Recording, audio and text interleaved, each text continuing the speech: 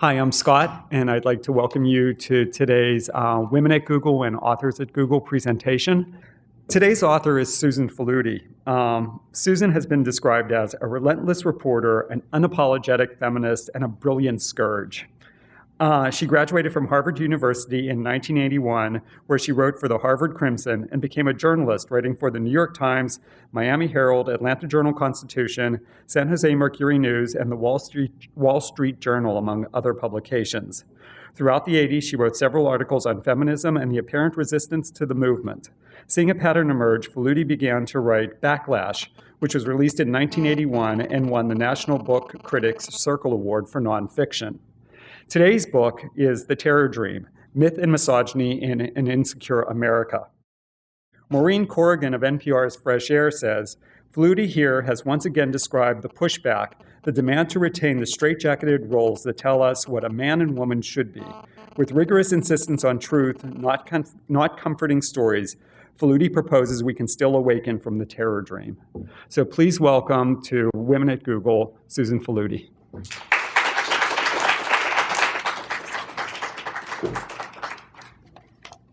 Thank you very much for that. Brilliant scourge, I like that.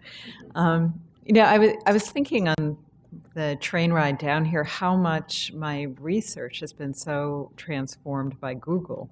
When I was working on Backlash, my first book, I spent, it feels like ages, schlepping down to the library, searching for missing bound volumes and old magazines and cranking these ancient microfilms and coaxing sometimes temperamental librarians to help me out. And by the time I got to Terror Dream, I barely had to leave my home and just turned on my computer and went down the Google virtual rabbit hole to the wonderful world of InfoTrack and JSTOR and all those places. But the one thing I really do miss and mourn is sort of the loss of human interaction in those research explorations. So I'm really delighted to be invited to meet the actual human faces behind my Google screen. You're my new librarians, I guess. Since this is the 7th anniversary of 9/11, I thought that I would give you a historical perspective on an event that usually is portrayed as having no history. But before I start, I want to warn you this is going to be the opposite of what a historical perspective usually is. Usually, a historical perspective uses the vantage of time and distance to bring a historical moment like 9/11 into sharper focus. But I want to use 9/11 to bring our larger history into focus, because I think our reaction to 9/11, honestly looked at, reveals underlying forces shaping American culture that are usually hidden beneath the surface of everyday life. One of the least recognized of these forces is gender. I like to think of gender politics, probably because I've spent too much time living in California, as a bit like plate tectonics. It has these powerful fault lines that clash deep beneath the surface of current events. It has a powerful effect on the world we live in, but most of the time we're barely aware of the role it's playing. Every once in a while, to belabor my geologic metaphor, these gender forces that are buried will erupt. We can feel the quake, we see the volcanic ash. And we certainly have been witnessing that in the current presidential race, where buried gender conflicts that have been unresolved keep coming up to the surface. In our recent history, whenever we as a nation face a moment of crisis, these buried gender conflicts can explode in rather dramatic ways. And this is true even if the crisis isn't about gender. In fact, more often than not, it seems to be about something else entirely. What I want to explore with you today is one such recent gender quake in American life that was virtually overlooked at the time. The attacks on the World Trade Center and the Pentagon on September 11, 2001. Now, what on earth does gender have to do with 9/11? Well, you would think nothing. I mean, after all, the terrorists struck at the symbols of American commercial and military power. But our culture reacted as though it had been an attack on the home and hearth. And the first thing that needed defending was our traditional family values. I actually had my own weird personal encounter with this on the very afternoon of the attacks. I was sitting at home and my phone rang, and it was a reporter doing a reaction story. And after a few vague questions, he said to me, "Well, this sure pushes feminism off the map."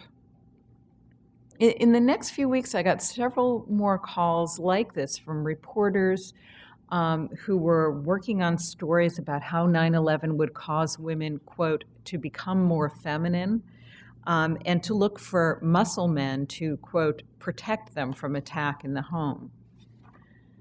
Now, as it turned out, these peculiar reactions weren't just coming from a few random reporters.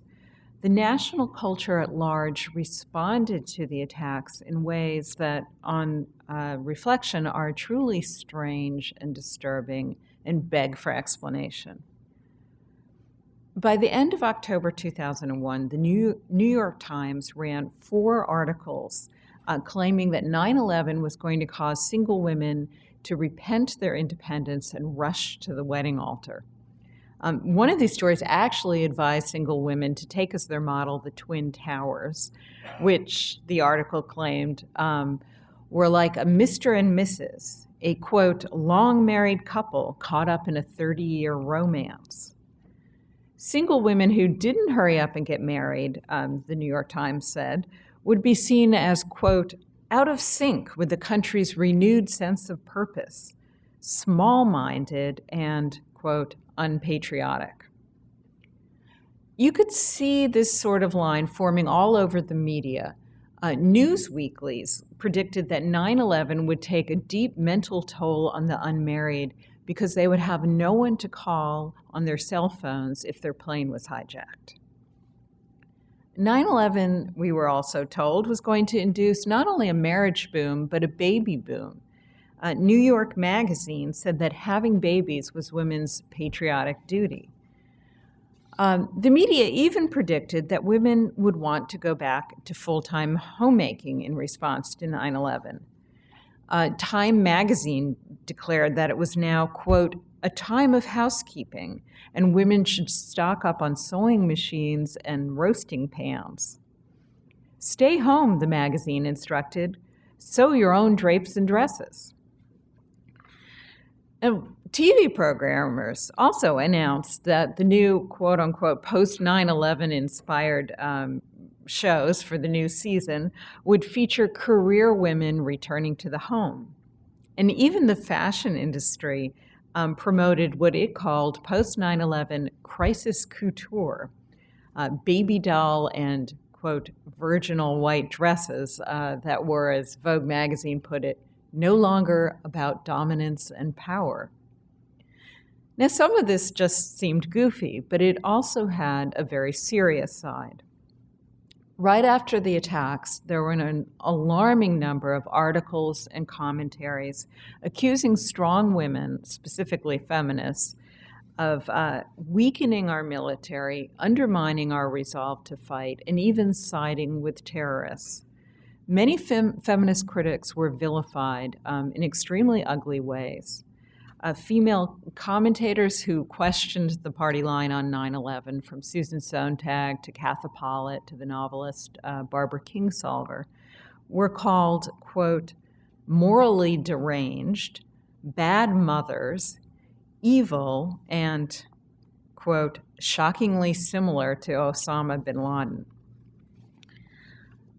More generally, women's voices began vanishing from opinion pages and news talk shows. In the first 7 weeks following the attacks, the number of women guests on those important Sunday morning news programs shrank by 40%. Even women who were heads of congressional subcommittees dealing with terrorism, like Senators Dianne Feinstein and Barbara Boxer, made no appearances on these shows. Now, after 9/11, women weren't the only ones receiving their marching orders. The new post-9/11 American man was declared a red meat eater. The press, you may remember, was plastered with salutes to the revival of John Wayne manhood. The Washington Post proclaimed that we were, quote, heading back into a time when real men bring home the bacon and their women cook it up.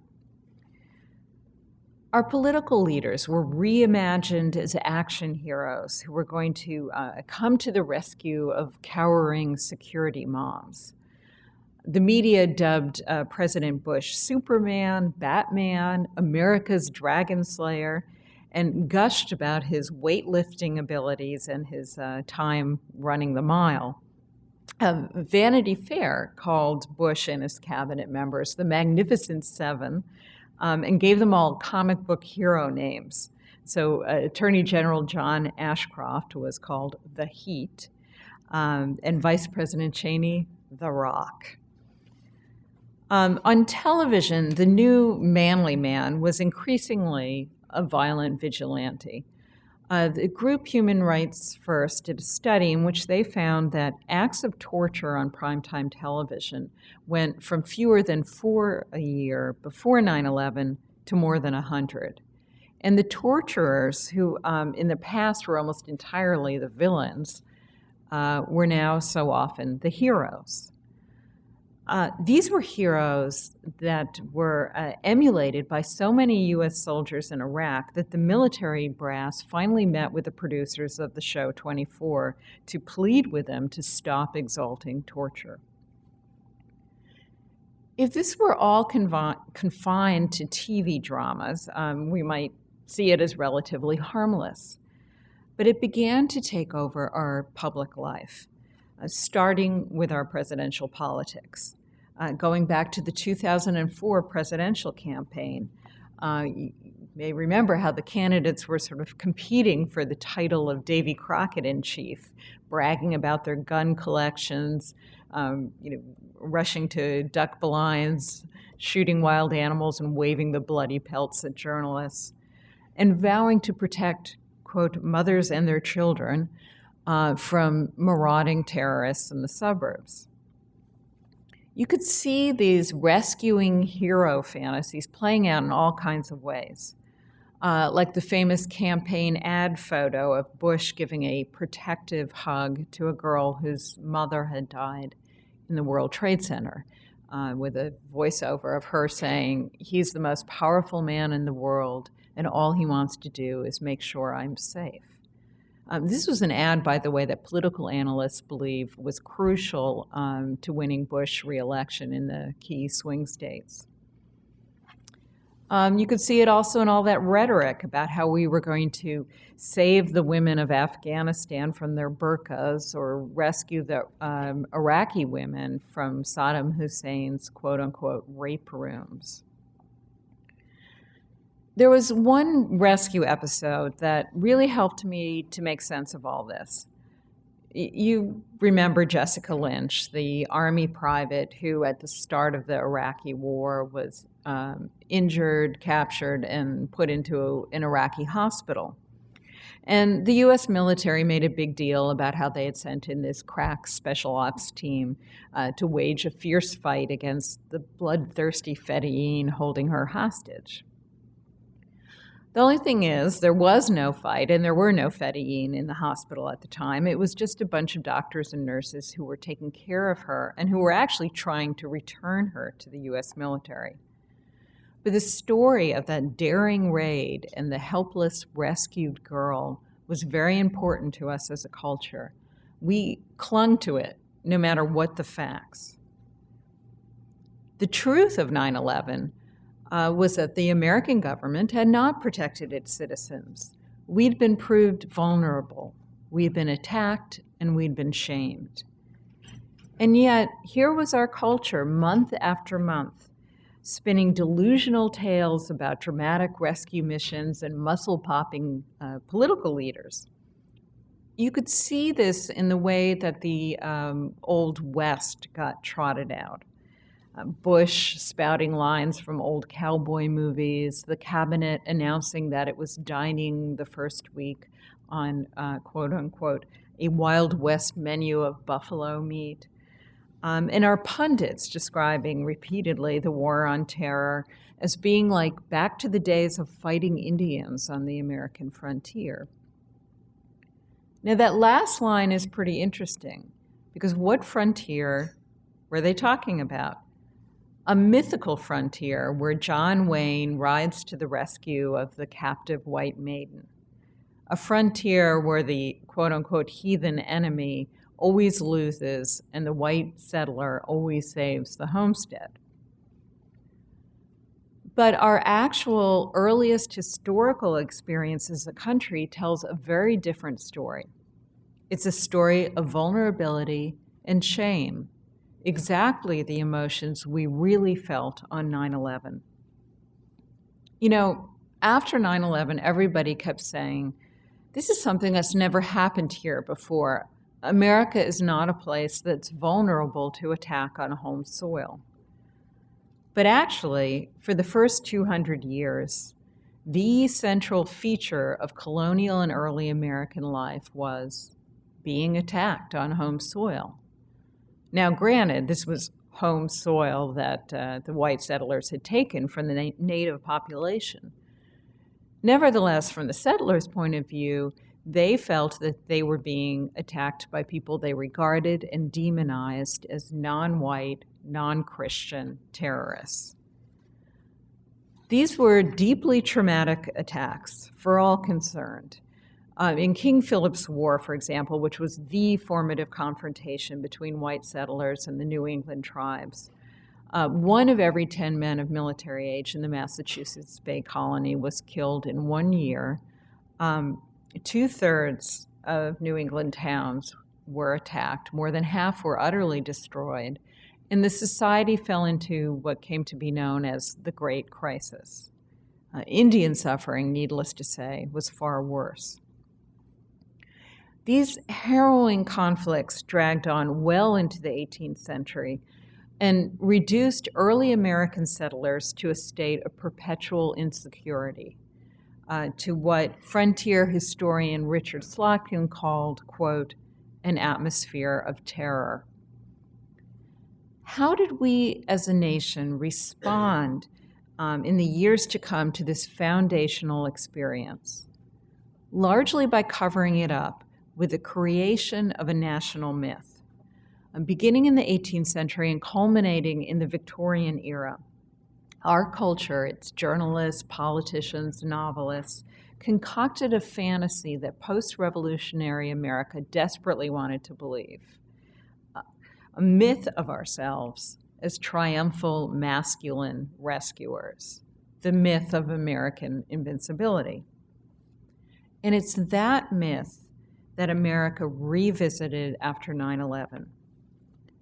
Now, in talking about this, I'm not talking about some sort of recovered memory syndrome. America didn't remember the original trauma. And we're lucky if we remember what happened to us yesterday.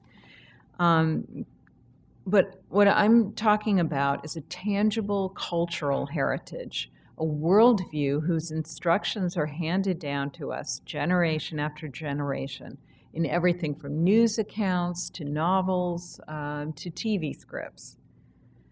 And thanks to its history, that myth has a gender aspect. That's because America's earliest experience of terror was deeply humiliating to the settler community, and especially to male settlers. Time and again, leaders, militias, husbands were not able to protect families in frontier towns, nor to rescue them. More than 1/4 of New England women who were taken captive were never rescued, and a whopping 60% of girls were never rescued. Moreover, about 1/3 of abducted women in the New England area who chose to remain with their captors because they preferred Indian life. On top of that, male settlers often suffered the further mortification of hearing female captives denounce their failed efforts, or worse, announce how they, the women, defended themselves without male help. Mary Rowlandson, who wrote the famous account of her captivity, told how she negotiated shrewdly with her captors and named her own ransom. And then there was Hannah Dustin, who was abducted from her home after giving birth to her 12th child, while her husband Thomas ran out the door. And she boasted about how she managed to free herself by killing 10 of her captors. These were the sort of frontier realities that got rewritten and rewritten over the course of more than a century, sometimes with the gender of hero and victim even changed, until male shame had been turned into an exaggerated ironclad valor, and female strength was derided and replaced with an exaggerated helplessness, and with helpless women in danger of being raped. It's in this way that American culture ended up with Natty Bumppo and Last of the Mohicans saving pale virginal sisters from rape, and in Buffalo Bill and all those dime store cowboy heroes rescuing helpless young women, all the way down to the modern era of movies, to John Wayne saving the girl from salacious Comanche Indians, to Tom Cruise saving his daughter from Martians and a molester in the post 9/11 drama War of the Worlds. This is a general myth of national character, but because of its origins, it relies on a formula based on male and female roles. The formula goes, the nation is strong because its men are brave and capable protectors. But men can't be shown to be brave and capable unless women are weak and in need of a male savior. On the morning of 9/11, as in King Philip's War, our national security was shattered. And by the afternoon, our culture was busy trying to paper over the truth of our vulnerability with a trumped-up domestic fantasy populated by leather-tough cowboys and trembling, weak sisters. We have paid a very high price for clinging to that myth. We imagined that cowboy bluster and the occasional Amber Alert could take the place of actual homeland protection. We turned a blind eye to the real dangers we faced and stampeded into an unnecessary war.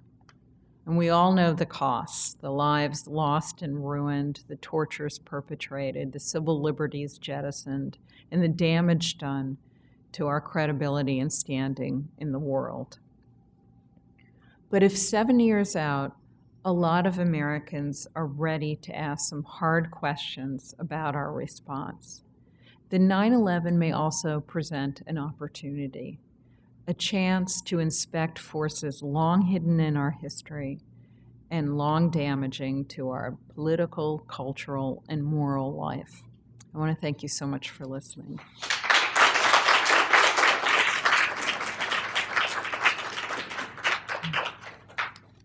And I think, do I take questions now? Comments? Yes. Thank you so much for speaking with us. I really like the way that you associate sort of the myth-making that went on in King Philip's War with sort of the myth-making around 9/11. That's a connection that I've never made, and I can definitely see sort of the trajectory. I was wondering a little bit about how you think about culture, and sort of when you say us and we and our, and sort of think, kind of thinking about our politicians, our novelists, our journalists. How do you sort of bring them all together, and where do you see maybe some nuances within that larger kind of bucket? Right. Now, the our question is always problematic because who do I mean by our? And does that, I feel like I'm falling into the George Bush, us versus them. But there is, that said, there is a sort of conglomeration of cultural output that, whether we personally believe in it or not, it certainly operates on us. And so even if you're not a big TV watcher, even if you don't indulge in or think you're not indulging in the worst that our culture has to offer, it still impinges upon you. I think any parent who's pulled the plug on their TV and then realized that their child has somehow absorbed all this garbage anyway knows what I'm talking about. That there's a cultural sort of stew that we swim in, whether we like it or not. So there seems to be a dynamic of both gender and race in this current election cycle. And I was wondering... You think so? Yeah, I think so. I was wondering what you think of that, specifically what you think of the extremely fine line that both campaigns are walking right now with respect to gender. Yes, it's extremely interesting. Where to begin on all that? I think the latest thing we're seeing, of course, is Sarah Palin being brought in a rather cynical attempt to offer the symbol of women's advancement and without any particular substance. She's certainly in favor of her own advancement, but judging by her policies and those of the man she's running with, she's doesn't seem particularly interested at all in advancing the lives of average women, whether it's reproductive rights or workplace discrimination or health care, child care. And I think clearly, the McCain strategists felt that they were going to be able to, grab those women who were alienated after Hillary Clinton's failure to clinch the Democratic candidacy. Or at least that's what they're putting out. I mean, I think what really is going on is that the McCain campaign is hoping to pull harden their support from women who were already quite conservative and probably would never have voted for Hillary Clinton. There's I think it's a 20-point gender gap among white voters in those key battleground swing states, and that's what they're going after. And so there's a lot of rhetoric about, holding up Sarah Palin as this kind of frontier, independent woman. I actually think she kind of fits very well into Terror Dream in that, as I was talking about with women like Hannah Duston, who first originally were presented as very strong and then were undermined by later accounts that were rewritten to hold up frontier women as sort of no matter how resourceful or self-sufficient they were, that really they're just in need and very grateful of male protection. And you could really see that with Sarah Palin in her speech at the convention, where if you go back and look at the speech, she spends the first part talking about how she's really very domestic, that she's just an average PTA mom, and sort of, I'm not threatening. And then goes immediately from that into talking about how, John McCain will protect us, will defend us. He's the only one who's fought for you, she said. So it really follows that trajectory of seemingly independent, but really in the end, her main role is to sort of prop up this male hero.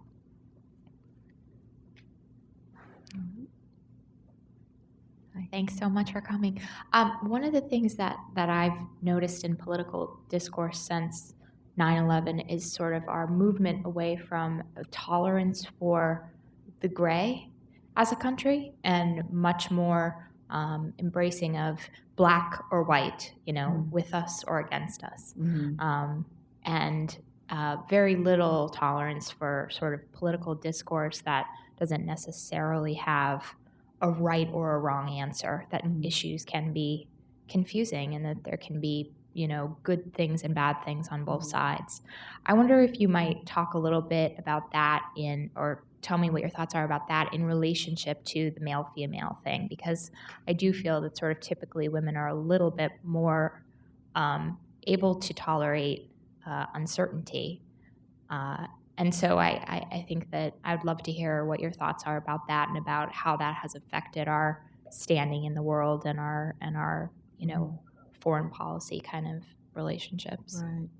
Well, our insistence on black and white and certitude is, behind is a lot of what's behind what got us in this mess with in Iraq, and just insisting despite the facts. It's not even uncertainty, but it's certainty about something that's not even true, like weapons of mass destruction in Iraq. I don't know if I would say that women are more, I of course always kind of recoil from generalizations about how women are and how men are, although it's certainly true that women just socially and culturally may wind up in situations more where they have to kind of navigate gray areas. But I think that the other thing I would say about the female versus male just way of how this was all operated in politics during this election, that's I don't see many people noting, is that there's sort of this assumption that women will be more emotional, and so you could just put out a Sarah Palin and they'll just flock to her, and that they won't deal with the issues. When in fact, traditionally, the two demographics in the electorate who vote on issues and on policy, not on emotions, are Black Americans and female Americans, and that's why there's a gender gap, and that's why a Black candidate who's very conservative is not going to fly. So I think these politicians are in hanging on to these kind of stereotypical notions of women as emotional and irrational are not doing themselves any good, because the vast number of the vast majority of voting women, if you look at how the gender gap divides, it follows precisely bread and butter issues, the economics, healthcare, who's supporting economic equality, workplace equality.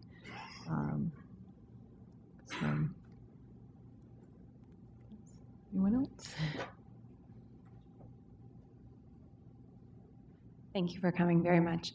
I was wondering if you thought it's an interesting reexamination, I think, of the issues, particularly surrounding gender as it relates to 9/11, and obviously very relevant today. But as I recall, being here and the circles that I surrounded myself with, my immediate reaction, I think those who were close to me, was that it was a time to reflect on, in some ways the American culture had steered away from some of what we deemed to be our core, whether they were family values or just, values in general.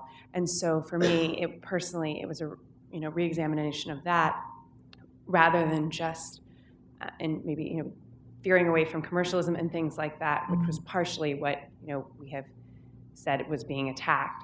And so I'm wondering if, as individuals, if during that time we were reflecting on these things, but then if if what you're saying and what you think is that, in the larger scale, whether it was the media or whether it was, various influences that we have as a culture that we're really propagating, or the politicians were propagating this myth that led us to this fear that then created this sort of gender dynamic. Right, We could speak to that a little bit more. Yeah, I think you put that very well, because I think, a lot of us,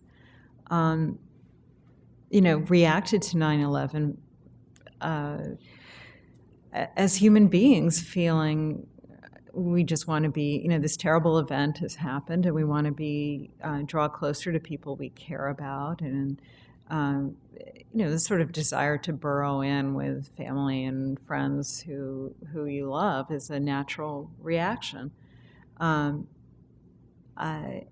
to sort of recoil from materialism and those sort of things. And I mean, what's depressing is then the popular commercial culture took those perfectly healthy emotions and kind of used them to not only promote hidebound gender ideas of what men should be doing and what women should be doing, but also to actually amp up the materialism. I mean, sort of most classically with Time magazine, or instructing you what to buy. And Time was not alone in that. There were a whole bunch of these sort of post 9/11 nesting.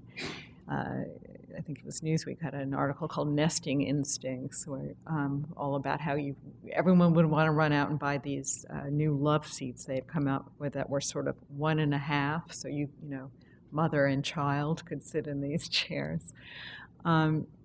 So it's again, as so often in American culture, that people are given no time to actually feel their real feelings and live in the uncertainty you were talking about. But it's immediately sort of tracked and branded and formulated in the commercial culture, and at a certain point it becomes very hard to think outside of that. Anyone else?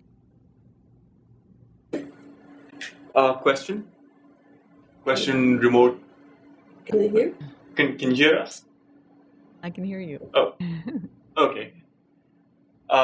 So I had a question about your work as it relates to the power of nightmares.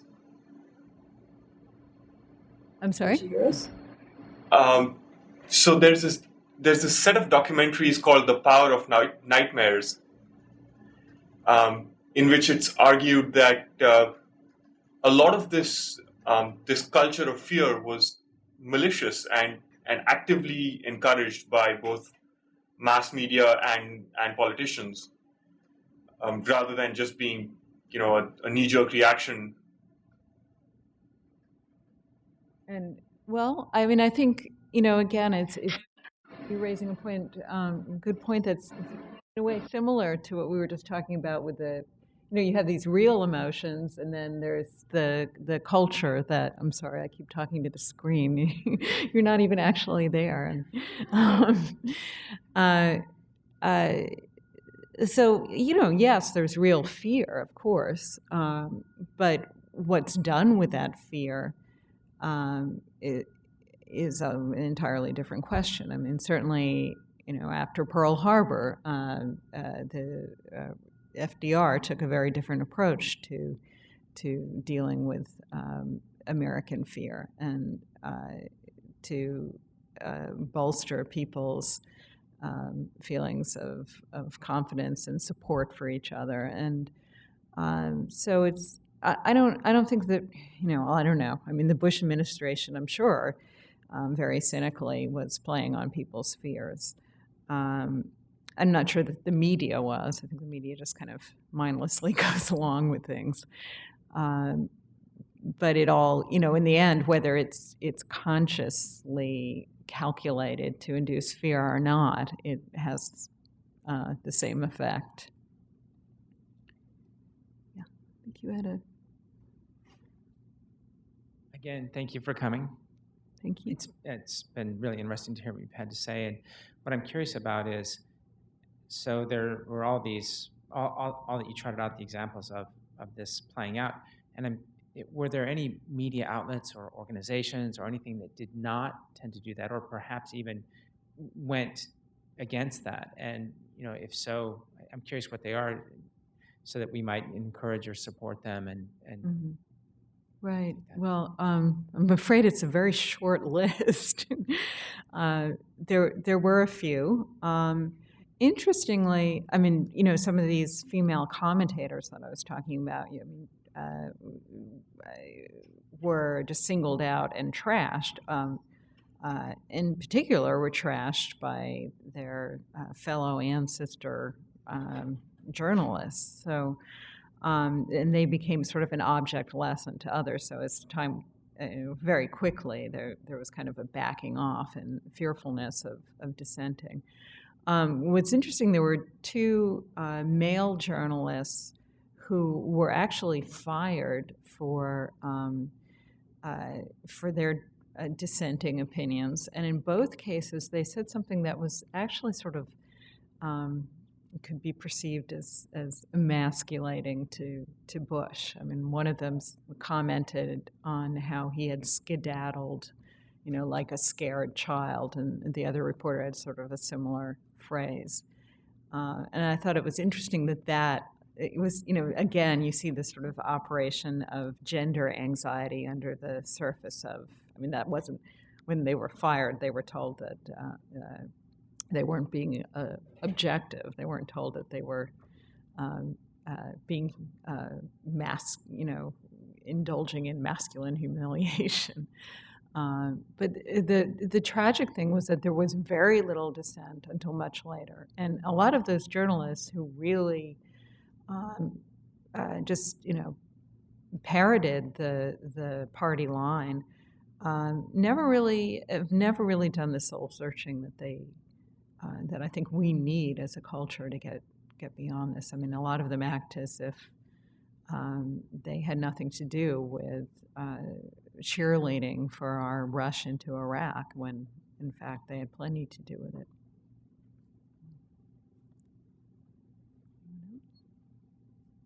Thanks for coming today. Quick question just about masculine energy versus feminine energy.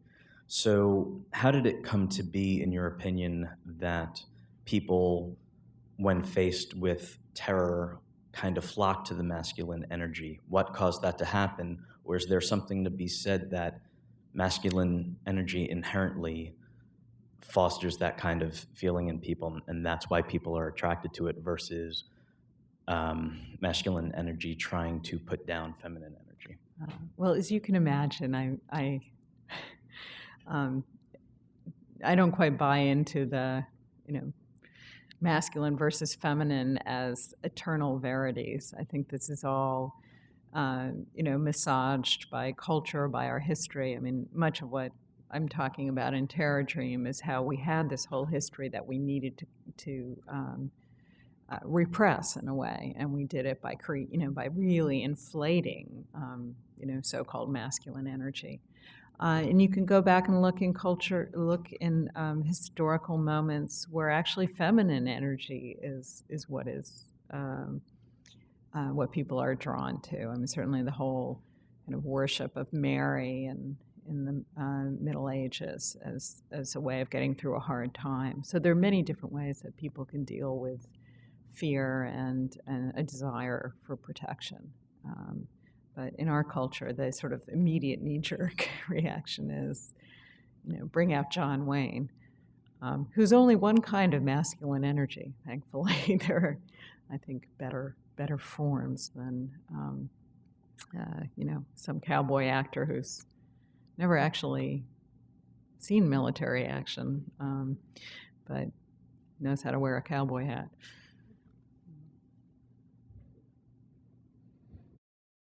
Hi, greetings from Chicago. You mentioned shame twice in your remarks, and I was wondering if you could speak to the proper role of shame in response to an attack on a free society that affords privacy and autonomy to its citizens and its guests.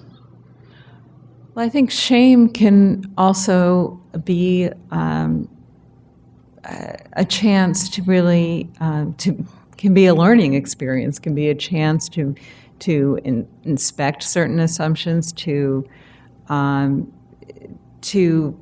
really grapple with the reality that we are all vulnerable and that we do live in an uncertain world, and that there is no such thing as being invincible and indomitable and unassailable. And one of the things I talk about in Terror Dream is actually how very early on, and it's a very complicated sort of part of Puritan theology, but the Puritans in the 17th century actually, when they were attacked, saw it as a message from God that they had not actually that they had actually not been dealing with the reality of their dependency, in this case, dependency on God, but that this was a sign that they should actually re-immerse themselves in the knowledge of their own vulnerability. And that would be a completely different way of dealing with shame, and I imagine in the long run a much more productive way. I had just wanted to comment on Vic's question about masculine energy and whatnot. And it's, as you were answering, I was also thinking that I'd heard often that in times of crisis, people tend to want to hear a female voice. That's why 911 dispatchers are almost are largely female, because and I wonder if, I don't know if you come across that or in any of your research and those types of things where that energy is very important to us. Right. Well, and the old line, which apparently is true, that soldiers on the battlefield tend to, in the moment, of mortality, tend to cry out for their mothers, not their fathers. I think that would be very different, and perhaps will be different in the future with when fathers are much more involved and engaged in raising their children.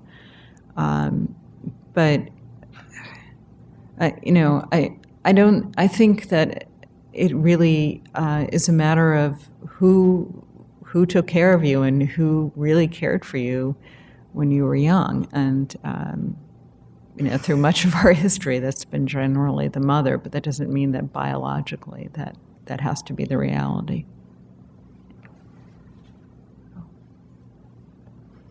Thank you for coming. Oh, thank you very much.